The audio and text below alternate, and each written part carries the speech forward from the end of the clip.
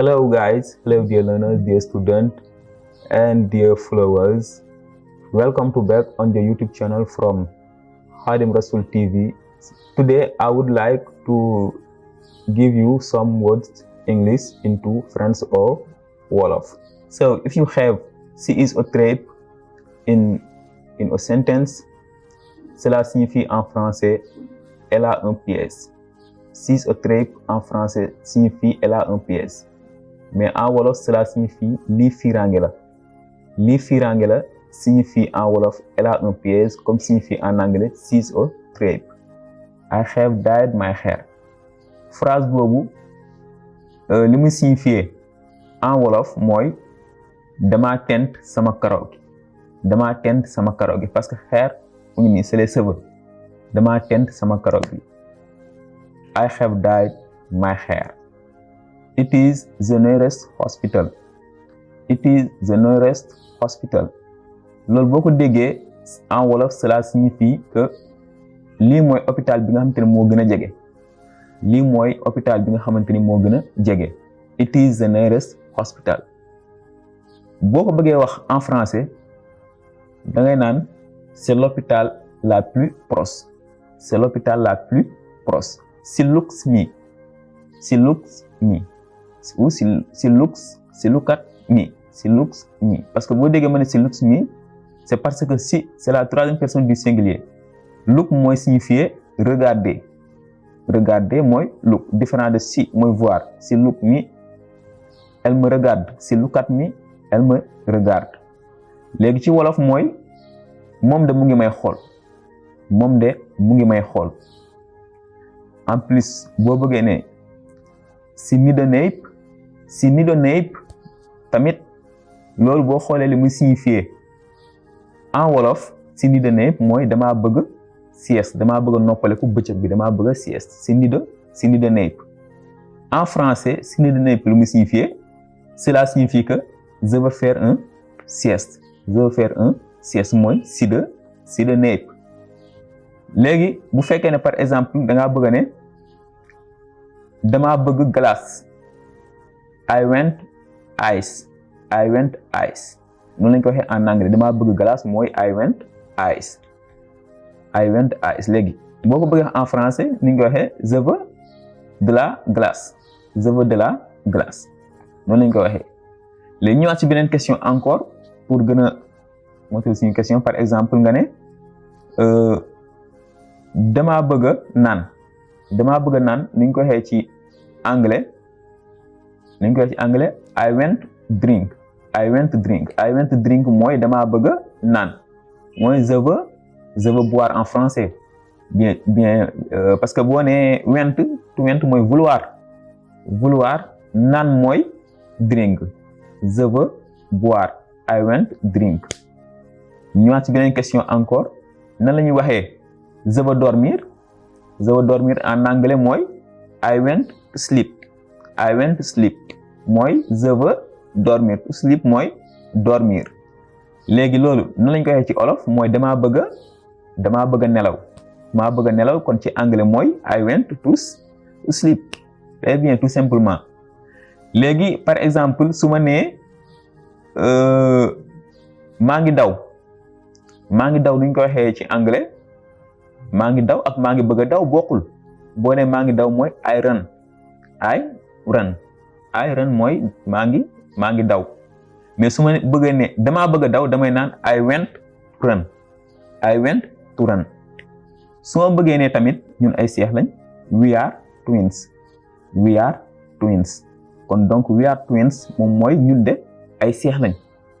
ñu demaat ci beneen sentence beneen phrase par exemple ma bëgg ne ñun de benn lañ. ñun ñëpp benn lañ. nan lañ ko waxee en anglais c'est très simple moom mooy we are together. we are together. par exemple su ma bëggee ne diw de daf maa neex. diw de daf maa neex wala yow de danga maa neex lan laay wax damay naan you are into me. you are into me wala ma ne I am into you. loolu mooy yow de danga maa neex c'est-à-dire que tu me plais. loolu la signifie en français tu me plais. ñu demaat ci beneen ma jox leen quelques mots yoo xamante ne day faciliter sa compréhension si anglais puisque joxe nañ quelques phrases ma jox leen quelques mots ak seeni signification pour ngeen gën a mën a comprendre anglais français anglais. léegi par exemple su ma nee to meet mooy signifier lan da ngeen dégg naan fait de meeting am na fa en wolof to meet mooy lan to meet en anglais non en français mooy signifier rencontrer parce que tout bu si bokkee rek day nekk infinitif day nekk rencontrer parce que boo nee meet kese mooy rencontre mais boo si yokkee tout cela veut dire que verbe boobu noonu le verbe rencontrer boobu da nga ko bëgg a def à l'infinitif to meet mooy rencontrer.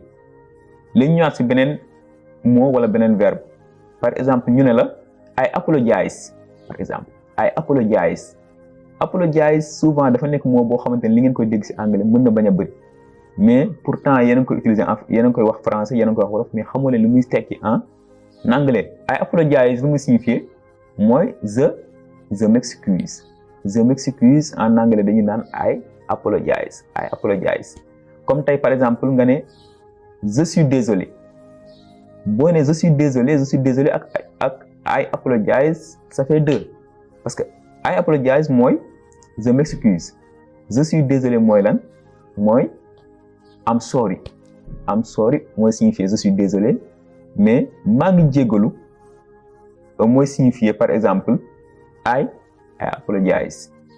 ñu ñëwaat ci beneen mot bu ñu la nee par exemple forget da ngay dégg naan lan don't forget it da nga koy dégg forget lu muy signifier en français parce que moo anglais la ñu xam nañ forget moo anglais la léegi la lay signifier en anglais forget en français signification en français mooy oublier I forget my phone at home j'ai oublié mon téléphone à la maison donc forget mooy signifier oublier quelque chose. Encore ñu ne la se réveiller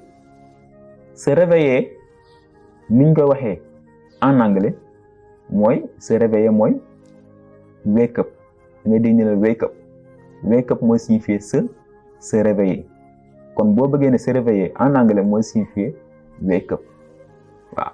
waaye tamit am na si tamit yeneen mots yoo xamante ne souvent dañ ko utiliser mais du ngeen xam peut-être ni ñu ko waxee en anglais parce que anglais nekkul comme ni ngay dégg moom noonu ngay traduire parce que il suffit que nga def ko rek yaa ngi def erreur. parce que tey bu ñu ne jamais abandonner lu mu signifie en anglais du ngeen ma ne maanaam da ngeen jël ne ak jamais ak yooyu ngeen topp leen parce que loolu boo ko defee ci anglais c'est à dire que maanaam yaa ngi trahir phrase bi parce que boo bëggee ne par exemple ne jamais abandonner en français cela signifie en anglais cela signifie never give up moom mooy signifier ne jamais abandonner loolu mooy never give up.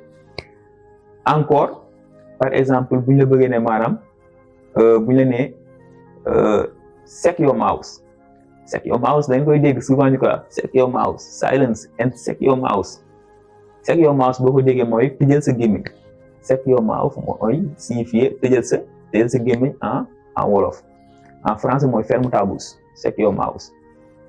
Parfois tamit nga nekk ci débat wala classe réunion genre yooyu mu am benn waay bu jug ne la you are very